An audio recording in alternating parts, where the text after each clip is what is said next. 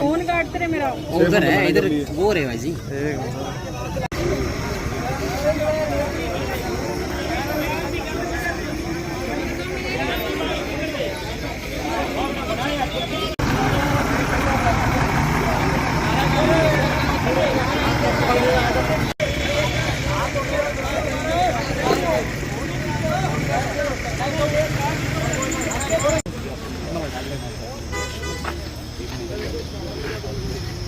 उसके अंदर हमने साफ साफ लिखा था कि जितना भी पेपर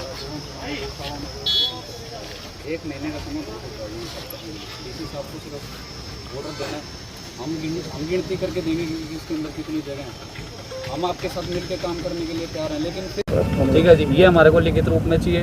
और दूसरा ये भी लिखित रूप में चाहिए कि जितना भी गोवंश है, बेसारा गोवंश है, उनको गौशाला में कहीं ना कहीं जो ये पालते हैं जी गौ, उनकी आज की जो स्थिति है वो प्रशासन की नाकामी है।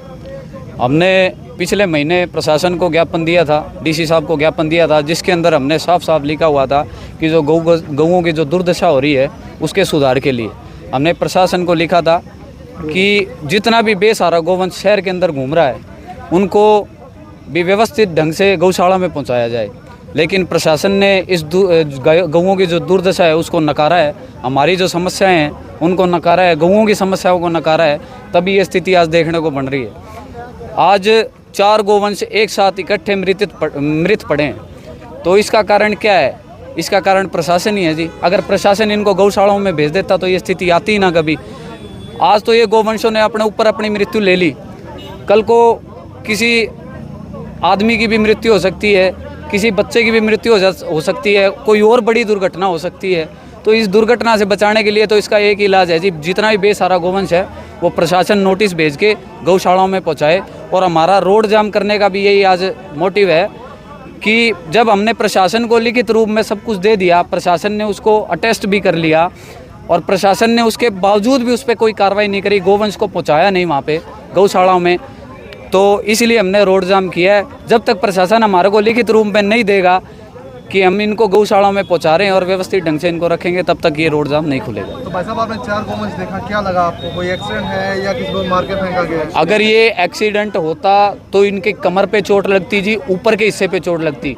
इनकी जितनी भी चोट लगी हुई है या तो टांग पे लगी हुई है या पेट के नीचे वाले हिस्से पे लगी हुई है, तो ये एक्सीडेंट नहीं है, ये किसी ना किसी की शरारत है जी। तो क्या कार्रवाई होनी चाहिए पूरे मामले में? इसकी पोस्टमार्टम अभी SHO साहब आए हैं, उन्होंने पोस्टमार्टम के लिए कहा है। अभी पोस्टमार्टम होगा इनका अभी पोस्टमार्टम होगा और पोस्टमार्टम के बाद जो जांच का विषय है कि इनकी मृत्यु कैसे हुई, कौन घेर के गया, कैसे घेर के गया, वो कैमरे वगैरह की रिकॉर्डिंग चेक करके उसके बाद ही पता तो चलेगा। रोड जाम किया है अब आपने जी। तो प्रशासन की तरफ से क्या आश्वासन दिया गया है? प्रशासन की तरफ से अभी तक कोई आश्वासन नहीं दिया गया जी।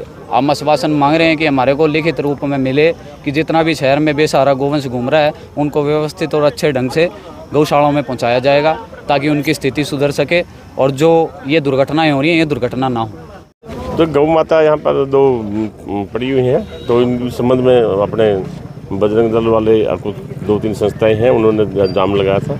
तो इसका पोस्टमार्टम कराएंगे, पर्चा दर्ज कर देंगे, जो भी पोस्टमार्टम की रिपोर्ट आएगी उसके अनुसार नमस्कार होगा। सर पहले भी इस तरह के मामले देखे गए हैं? हाँ, पहले भी एक मामला आया था जिसमें जो छोटी बच्ची थी गौ की माता की, तो उसका भी हमने पोस्टमार्टम करवाया था। उसको भी कहीं रास्ते में पार्क के सामने किसी ने डाल दिया था।